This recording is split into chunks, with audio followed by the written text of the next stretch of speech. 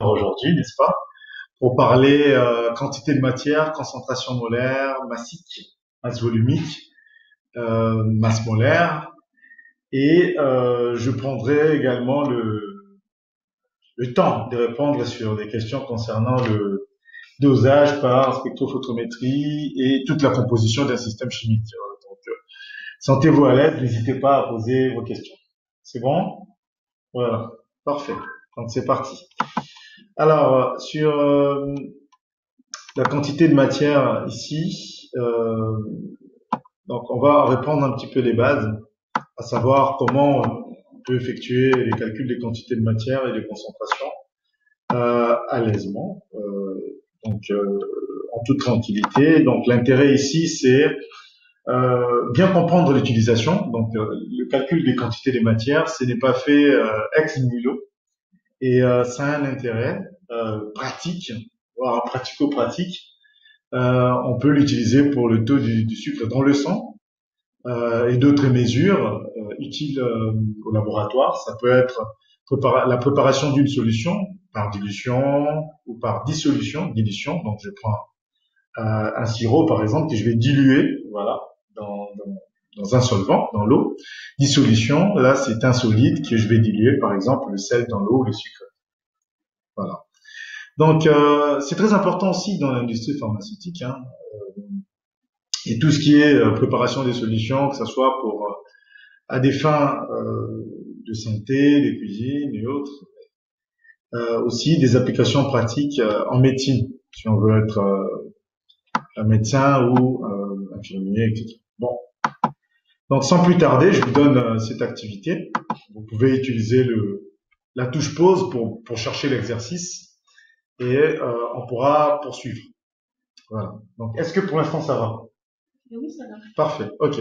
Donc, quelle est la concentration molaire? C'est d'une solution obtenue par dissolution d'une masse M égale à 100 mg de paracétamol dans un verre contenant un volume V égal à 200 ml d'eau. Donc, voilà la question. Donc, quelle est la concentration molaire? C'est d'une solution obtenue par dissolution d'une masse M égale à 100 ml de paracétamol dans un verre contenant un volume V de 200 ml d'eau. Donc, on suppose que la dissolution se fait sans variation du volume. En donné ici, vous avez la masse molaire du paracétamol, je vous l'avais dit, hein, donc l'application en médecine, qui est de sa masse molaire, donc de 151 grammes par mol. Voilà, donc vous pouvez chercher, je vous laisse le temps de chercher ici. Donc n'hésitez pas, vous pouvez nous rejoindre. Donc allez-y. Donc quelle est la concentration molaire? C'est d'une solution obtenue par dissolution. Voilà, d'une masse M de 100 mg de paracétamol dans un volume de 200 ml d'eau. Utilisez la touche pause. On va vous proposer ici donc une rédaction possible. Donc la rédaction ici, ce qu'il faut avoir un petit peu en tête, c'est on fait souvent des hypothèses. Donc ici, on va supposer que la dissolution se fait sans variation de volume. Et suite à cette hypothèse-là, on peut calculer ici donc la quantité de matière. Maintenant, ma question c'est est-ce que est-ce que le cours est clair pour vous sur les calculs de concentration molaire ou des quantités de matière? Ah oui, c'est clair. Oui, bon, on va quand même faire un rappel. Une concentration, c'est quoi? La concentration, c'est la quantité de matière sur la quantité de matière N sur un volume. J'ai envie de savoir, il y a combien de moles par litre? Voilà, c'est ça en fait, la façon dont on va vivre ici la concentration. Donc, c'est des moles par des litres. Je vous ai fait l'analyse dimensionnelle à ce niveau-là. Donc, la quantité de matière en moles et le volume en litres. Quantité de matière divisée par 2 litres, ça fait des moles par litre. Voilà. N, c'est la quantité de matière en moles. V, c'est le volume en litres. Notez bien cela. Notez également que je peux accéder à la quantité de matière grâce à une relation qui lie le nombre d'entités chimiques par mol et la constante d'Avogadro. Donc, N, le nombre d'entités, c'est la quantité de matière fois Na, qui est la constante d'Avogadro, qui n'est rien d'autre que 6,02 fois 10 puissance 23 par mol, ou mol moins 1. Donc ici, le fait est de multiplier des moles par mol, multiplier de mol par mol, ça fait mol fois mol moins 1, donc le nombre d'entités chimiques est sans unité ici. Donc si je voulais calculer la quantité de matière dans cette configuration, ça serait n, petit n, égale à grand N sur Na, la constante d'Avogadro. Voilà, donc ça c'est des petites règles sur les équations ou des produits en croix. Je peux également accéder à la quantité de matière en passant par la masse et la masse molaire. Voilà. Donc la quantité de matière, c'est un rapport entre la masse et la masse molaire. Donc petit n, c'est égal à m, la masse en grammes, divisé par la masse molaire qui est des grammes par mol, ou des grammes fois mol moins 1, mol puissance moins 1, c'est pareil que par mol. Voilà, donc ayant cela, je peux ici revenir ici donc à l'exercice. Bon, on va quand même préciser que dans le cas du gaz, la quantité de matière c'est le volume en litres sur le volume molaire, qui est des litres par mol, même raisonnement que pour la masse ici. Donc proposition, donc on revient à notre problématique. La concentration ici se calcule comment? La concentration, on a dit que c'est les quantités de matière c'est donc la quantité de matière sur le volume. Or, la quantité de matière, telle qu'on vient de le dire, c'est la masse sur la masse molaire. Donc, concernant notre paracétamol, si on veut calculer sa concentration, c'est sa quantité de matière sur le volume. D'accord? Sur le volume dans lequel on va dissoudre, volume 2 dans lequel on va dissoudre notre paracétamol. Maintenant, si on veut accéder à sa quantité de matière, on va prendre sa masse, on peut peser grâce à une balance, et on va diviser cela par la masse molaire qui est donnée. Sinon, il faut que je regarde la concentration, plutôt la formule chimique qui va régir notre paracétamol, et ensuite calculer la masse molaire, et nous verrons par quel procédé ultérieurement sur cette vidéo. Donc, combinant ces deux expressions, donc n peut être remplacé par m sur grand M, petit m sur grand M, et sur V, donc sur V, le volume ici. Donc enfin, j'ai donc ici la concentration en fonction de la masse molaire et le volume. Juste en combinant ces deux expressions.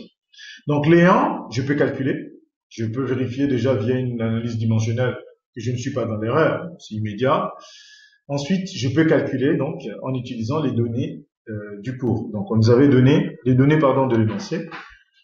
Ici, donc la masse, voilà, si c'était 100 mg, la masse molaire 151 grammes par gramme ici par mol, et ici j'avais le volume qui était 200 millilitres, donc je le mets en litres, c'est 0,200. Voilà, le calcul est immédiat, et je trouve une concentration de 3,3 fois 10 puissance moins 3 mol par litre. Donc voilà, j'espère que vous êtes satisfait, puisque vous avez trouvé la même chose probablement. Donc la préparation d'une solution de glucose. Ah, vous aimez bien le glucose. Donc on va travailler un peu sur le glucose. Donc on souhaite préparer un volume V de combien, d'après vous, de 250 millilitres. 250 millilitres d'une solution de glucose. Alors sa concentration massique est de combien? 3,6 grammes. 3,6 grammes par litre, ou 3,6 grammes fois 2 litres moins 1. Donc la question posée ici, c'est quelle est la masse M de glucose anhydre, donc sans eau, faut-il peser? Donc je vous laisse le temps de vous imprégner du sujet. Utilisez la touche pause. Donc on va vous proposer ici une rédaction. Donc la proposition ici, c'est de considérer d'abord la concentration massique donnée. La concentration molaire, c'est des moles par litre. La concentration massique, c'est des masses. C'est une masse par litre, donc grammes par litre. Donc la concentration massique, ici, c'est une masse sur le volume. Donc masse sur les litres, donc sur le volume. Donc la masse, c'est la concentration massique fois le volume. Voilà. Même si on faisait une analyse dimensionnelle, on trouverait bien des grammes, parce que la concentration massique, c'est un gramme par litre, fois des litres, on trouve bien des grammes. des litres moins 1 fois des litres, on trouve bien des grammes ici. Litre moins 1 fois des litres, c'est rien, sans unité, fois des grammes, donc c'est des grammes. Donc la masse, c'est la concentration massique fois le volume. Donc je vais appliquer immédiatement cette formule en mettant bien sûr aux unités données ici. Donc j'aurai ici 0,250 et je trouve 0,90 grammes qui est 900 mg ou 9,0 fois 10 puissance moins 1 gramme.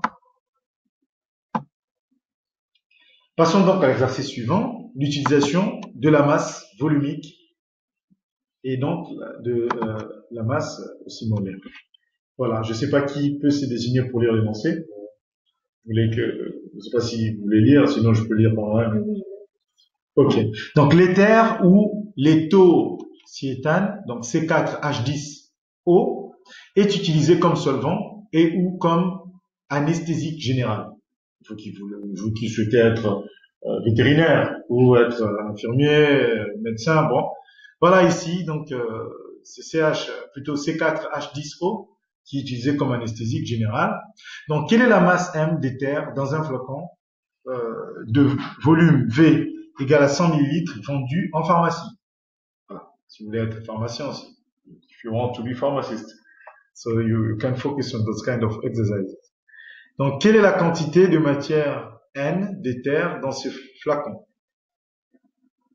On vous donne la masse volumique de l'éther, ρ. Voilà, ρ qui se note comme ça. C'est la masse volumique. 0,70 kg par litre. Kilogramme fois 2 litres moins 1. Voilà, donc je vous laisse le temps donc de calculer la quantité de matière.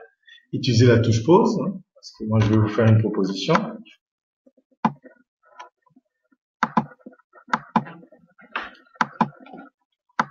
Donc voilà, ici je vous demande déjà de considérer que la masse volumique, c'est la masse sur le volume. La masse en grammes, le volume en litres.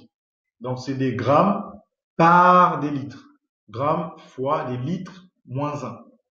Donc, si ρ, c'est M sur V, M, c'est ρ fois V. Donc, la masse, c'est ρ, la masse volumique, fois le volume. Donc, par une application numérique immédiate, je trouve cette solution. Donc, je trouve la masse. Et suite à cela, ici, ayant trouvé donc la masse, je peux m'intéresser à la quantité de matière. Donc, intéressons-nous à la quantité de matière. Donc, avant, ici, donc, de s'intéresser à la quantité de matière, nous allons revenir ici, donc, pour la quantité de matière, c'est la masse sur la masse molaire. Est-ce que nous sommes d'accord? Donc, M sur la masse molaire de C4H10O. Or, la masse molaire de C4H10O, c'est 4 fois la masse du carbone, 4 fois la masse molaire du carbone, plus 10 fois la masse de l'hydrogène et plus la masse, une fois la masse de l'oxygène. Voilà. On va lire le tableau périodique, d'accord? Ici, demande de l'élève. Et là, on va relever la masse molaire du carbone qui est de 12, la masse molaire de l'hydrogène qui est de 1, la masse molaire de l'oxygène qui est de 16. Par un calcul immédiat, on trouve la masse molaire à 74 grammes par mol. 74,0 puisque nous voulons respecter ici les chiffres significatifs. N'oubliez pas, là c'est un chiffre, là ici, là, il y a combien de chiffres significatifs? Il y en a 3, là il y en a 2, là il y en a 3, et on a un chiffre après la virgule. D'accord? Donc on peut trouver la quantité à un chiffre après la virgule. C'est pas gênant. Donc voilà. Ensuite, par un calcul immédiat, la quantité de matière, c'est la masse sur la masse molaire. On vient de trouver la masse molaire. Donc, la masse était de 70, divisé par la masse molaire, qui est de 74. Et on trouve combien en quantité de matière? 0,95 moles. Super. Donc, ayant trouvé ça, on peut maintenant s'intéresser. Donc, on dit que non, pour cette partie, en guise de bilan, tout le monde a pu maîtriser les calculs des quantités de matière. Super. Donc, après ça, on peut s'intéresser à la caractérisation des solutions, puisque c'est un chapitre qui est très important ici en classe de première. Donc, allons-y, hein, on va pas hésiter. Donc, on dose par étalonnage la caféine. Voilà, la caféine. On va faire ce dosage contenu dans un expresso. Voilà, caféine dans un expresso. Voilà, donc le spectre d'absorption de la caféine est enregistré avec un spectrophotomètre. On va tracer le graphe. Donc A, c'est l'absorbance ici, en fonction de la concentration. Donc on a A, l'absorbance, en fonction de la concentration, A, en fonction de la concentration. Voilà, grâce à une gramme étalon. Enfin, on mesure l'absorbance d'un expresso dilué 10 fois. Expliquer la manière dont il faut régler le spectrophotomètre pour mesurer les absorbances. Déterminer la concentration en quantité de matière en caféine de cet expresso. Voilà, utilisez la touche pause, prenez le temps de regarder les données en jeu, les savoirs mis en jeu. Vous avez ici donc l'absorbance en fonction de la longueur d'onde. Vous avez l'absorbance en fonction de la concentration en micromoles par délitre. Donc prenez votre temps. Il faut prendre le temps de réfléchir, de vous imprégner des données, de l'énoncé, pour une meilleure interprétation du sujet et un grand intérêt pour la tâche en jeu. Donc je rappelle quand même ici les solutions colorées ici, comment ça fonctionne. J'ai ici donc une lumière blanche. Vous reconnaissez les spectres de la lumière blanche ici, en fonction de la longueur d'onde. Donc ça a été donné ici. Donc j'envoie en émission la lumière blanche. J'obtiens ici une lumière. Voilà. Je vois que le spectre n'est pas. Voilà. Je vais comparer les spectres des deux. Voilà. Donc je peux constater que cette solution, c'était la caféine, dans le cas de la caféine, ça a absorbé les radiations. Voilà, certaines radiations de la lumière visible. Donc, si la solution est incolore, elle ne va rien absorber. Mais si la solution est colorée, ça va absorber, voilà, des radiations. Ici. Donc, l'absorbance compare la lumière transmise à la lumière émise, la lumière incidente et la lumière transmise. Donc, le spectre, on l'a dit, on l'observe grâce au spectrophotomètre, voilà, qui est là. Donc, j'ai une lumière blanche ici qui va émettre. Là, j'ai utilisé le prisme ici, hein, pour ensuite avoir la donnée. Donc là, j'ai ma solution. Je pouvais l'observer ici grâce à un petit écran. J'ai ma solution et ensuite, j'obtiens, ici, je vais relever via le spectrophotomètre pour pouvoir avoir le spectre. Alors, c'est quoi l'absorbance? Il faut tenter quand même de définir l'absorbance, d'accord? Et comprendre quelles sont les notions en jeu ici. Donc, la couleur d'une solution est déterminée à partir de son spectre d'absorption. Premièrement. Donc, l'absorbance va mesurer ici la capacité d'une solution à absorber la lumière. On vous rappelle encore la loi de Beer-Lambert. A égale à K fois C. Ça veut dire quoi? Ça veut dire que l'absorbance est comment? Proportionnelle à la concentration. C'est une fonction linéaire. Voilà. Attention, c'est une fonction linéaire. A égale à K fois C. Si c'était K fois C plus un A0, ça serait différent. Là, c'est K fois C.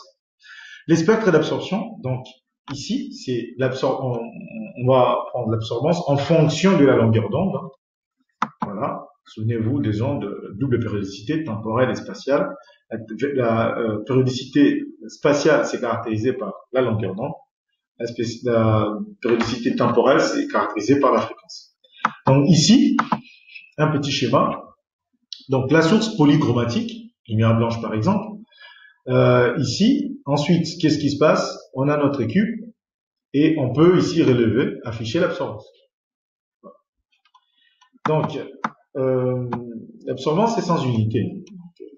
Vous pouvez me poser la question de l'intérêt, pourquoi utiliser ça? Donc, dans ce type d'exercice, première chose, il faut d'abord déterminer la solution de concentration inconnue. C'est un peu ça l'objectif, souvent. C'est pour ça qu'on parle ici donc de dosage par spectrophotométrie. Donc on prépare une gamme d'étalons, voilà, de plusieurs concentrations, et on va trouver que, voilà, selon plusieurs couleurs, on va trouver par exemple que la concentration dont on cherche, c'est compris entre la solution C1 et la solution de concentration C2. Ensuite, qu'est-ce qui se passe? Ici, grâce au spectrophotomètre, nous avons le spectre. On va fixer la longueur d'onde maximale. Vous avez vu? Là, j'ai le spectre, je fixe la longueur d'onde maximale. Lmax ici, c'est 345 nanomètres. Voilà. Donc j'ai ça. Et ensuite, et en ça, je passe par les mesures de l'absorbance. Donc, pour chacune des concentrations, je vais mesurer l'absorbance et tracer A en fonction de C. Je trouve que A égale à KC. Et là, je peux tracer la courbe d'étalonnage A, donc l'absorbance, en fonction de C, la concentration, et mesurer l'absorbance et déduire la concentration. Si j'ai cette courbe-là, je peux déduire C, ici, son absorbance et sa concentration. Voilà globalement, ici, ce que je peux vous proposer. Donc, en guise de solution sur notre problème, je vais d'abord prendre la longueur d'onde ici, donc maximale, grâce aux données qui me sont proposées. Donc, grâce à ces données-là, je vais déduire la longueur d'onde maximale. Ici, c'est combien? La longueur d'onde maximale, je trouve combien ici? Dans cet exercice, je trouve la longueur d'onde maximale, c'est lambda max vaut combien? 270. Environ, oui. Donc, en nanomètres, donc je trouve ça. Et une fois que j'ai trouvé ça, qu'est-ce que j'en fais? Là aussi, c'est une bonne question. Qu'est-ce que je peux en déduire? D'après vous? J'en déduis quoi? Donc, il s'agissait ici d'abord d'expliquer la manière dont il faut régler les spectrophotomètres pour mesurer les absorbances. Donc, comment expliquer cela? Donc, il faut se placer à la longueur d'onde maximale. Donc, c'est environ 270 ou 272 nanomètres ici. Donc, une fois que j'ai trouvé ça, qu'est-ce qui se passe? Je vais déterminer la concentration en quantité de matière en caféine de cette expression. Donc, pour cela, qu'est-ce qui va se passer là? Donc, la courbe d'étalonnage va permettre ici, par lecture graphique, de déterminer la concentration en quantité de matière de la solution diluée. Donc, j'ai la concentration de la solution diluée que je peux calculer. Ça vaut combien?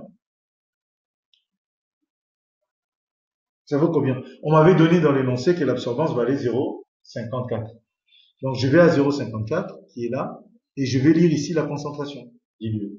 Et je trouve 10,08 micromol par litre.